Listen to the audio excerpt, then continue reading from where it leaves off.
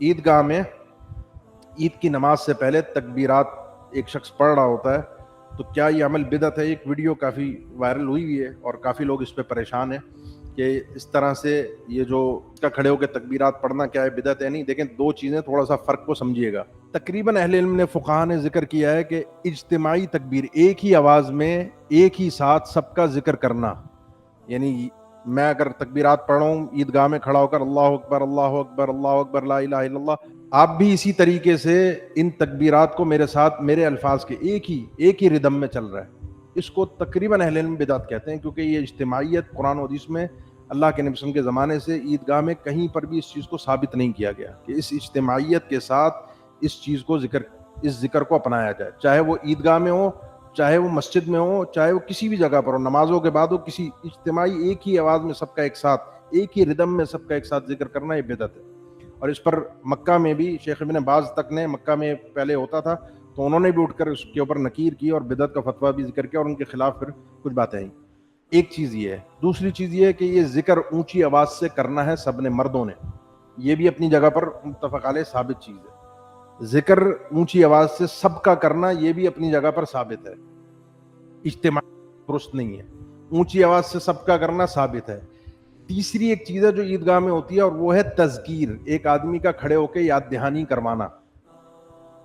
اگر تو اس کی آواز کے ساتھ سب مل کر پڑھ رہے ہیں، یہ درست نہیں ہے۔ اگر وہ یاد دہانی کروا رہا ہے، پڑھا رہا ہے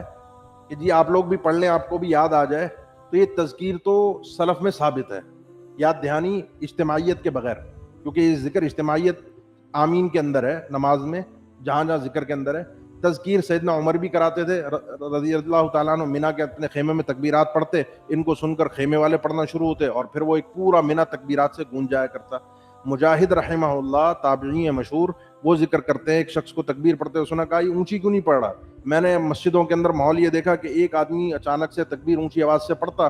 اس کو پڑھتا دیکھ کر ایک دم مسجد والے پڑھنا شروع ہو جاتے، اور مسجد میں جب آواز گونجتی تو وادی کے اندر بھی یہ لوگ سنتے، اور سنتے سنتے پورے علاقے میں ایک سما بن جاتا، لوگ تکبیرات اونچی آواز سے پڑھے، اجتماعیت کا ذکر نہیں، ایک آدمی کے یاد دہانی کرانے کی وجہ سے سب پڑھنا شروع ہو جاتے۔ سیدنا مجاہد ہی کہتے ہیں رحمہ اللہ کہ سیدنا ابو ہریرہ اور سیدنا ابن عمر جو بازار اسپیشلی جایا کرتے تھے، کوئی خرید و فروخت، کوئی ان کا مقصد اور نہیں ہوتا تھا، یاد دہانی کروانے کے لیے بازار میں کہ لوگ تکبیرات پڑھیں، اور وہ جا کر تکبیرات پڑھتے تھے۔ فَيُكَبِّرُ النَّاسُ بِتَكْبِيرِهِمَا، ان کے تکبیر پڑھنے کی وجہ سے لوگ تکبیرات کو یاد کر کے تکبیرات پڑھنا شروع کر دیتے۔ تو کسی ایک آدمی کا کسی موقع پر اجتماعیت کسی جگہ پر یاد دہانی کروانے کے لیے کھڑا ہونا، یاد دہانی کروانا تکبیرات پڑھ کے اس اسلوب میں بدعت نہیں ہے۔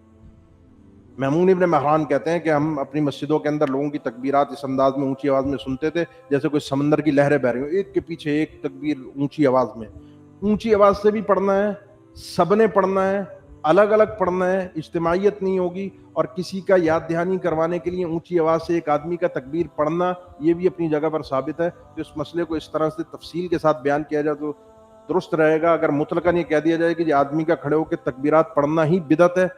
تو یہ جو ہے علی الاطلاق فتویٰ جو ہے وہ درست نہیں ہے۔ اہل علم نے اجتماعیت کو بدعت کہا ہے کہ سب کا ایک ہی ردم میں، ایک ہی آواز میں، ایک ہی اسٹائل میں بار بار ایک ساتھ پڑھنا، ایک ہی وقت پہ اینڈ کرنا، ایک ہی وقت پہ اسٹارٹ کرنا، ایک ہی وقت پہ کلمات کہنا، یہ تو بدعت ہے۔ لیکن ایک آدمی کا کھڑے ہو کر یاد دہانی کروانا تکبیرات پڑھ کے، اور اگلوں کا، سامنے والوں کا اپنے اپنے اسٹائل میں اپنے اپنے طریقے سے تکبیر پڑھنا، یہ عمل بالکل درست ہے، سلف سے ثابت ہے۔ اللہ اعلم بالصواب۔